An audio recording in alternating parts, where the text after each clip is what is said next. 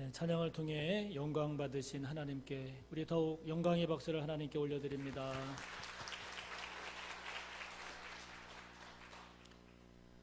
말씀의 제목을 우리 함께 해봅시다. 곡식과 가라지. 곡식과 가라지.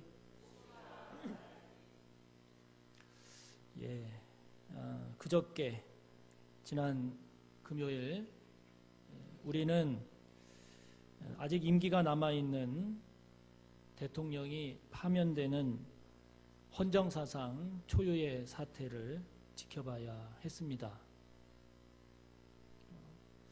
어떻게 보면 큰 고비를 하나 넘었다고도 볼 수 있지만, 그러나 탄핵을 찬성하는 국민들 그리고 반대하는 국민들 사이에 서로를 향한 감정의 골이 깊어지면 어떡하나 하는 그런 우려도 있습니다. 우리 그리스도인들 나라의 안정과 치유와 회복을 위해서 많이 기도해야 될 줄 믿습니다.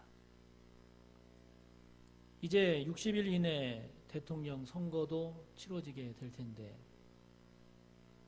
하나님이 기뻐하시는 지도자가 세워질 수 있도록 또 기도해야 될 것입니다. 우리의 정치가 이렇게 불안하다 보니까 경제적으로 나타나는 모든 지표들이 더더욱 어려워지고 있고, 또 사드 배치 문제로 인한 중국의 반발로 외교적으로도 참 어려운 상황이 전개되고 있습니다.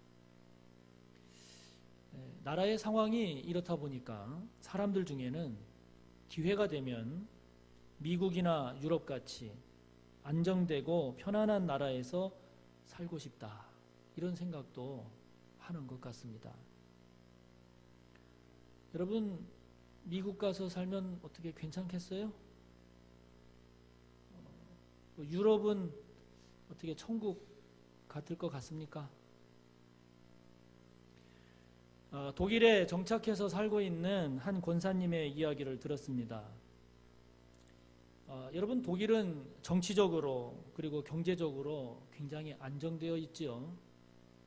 부강한 나라고 매우 합리적인 그런 삶이 몸에 밴 나라여서 많은 사람들이 선호하는 나라 가운데 하나입니다. 그런데 이제 이 권사님이 이제 오랜 지금 시간이 흘러서 지금은 독일에 정착해 있지만, 독일에 정착하는 그 과정이 참 많이 어려웠다라고 합니다. 처음에 이제 독일로 이민을 가서 자리를 잡을 때 나는 한국인이야, 이런 자부심으로 독일에서 살려고 했대요. 근데 여러분, 그게 쉽겠어요? 다 주변이 독일 문화고 독일 사람들이고 그런데 거기에서 나는 그래도 한국인이야, 그럼 그게 삶이 쉬웠겠어요? 힘들었대요.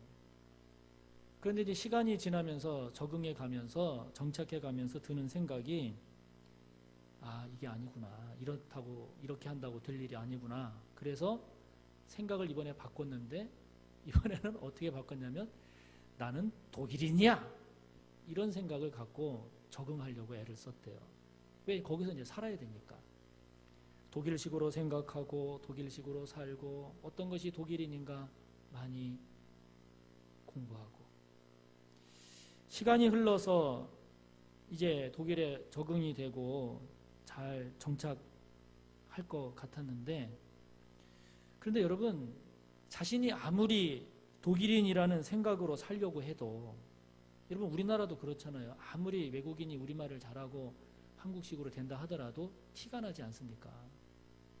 그러니까 아무리 내가 독일인이다 라는 생각과 마음을 가지고 살아도 독일 사람들 눈에는 여전히 자신이 이방인이라는 눈치를 받고 사는 거예요. 그래 마음이 힘들죠.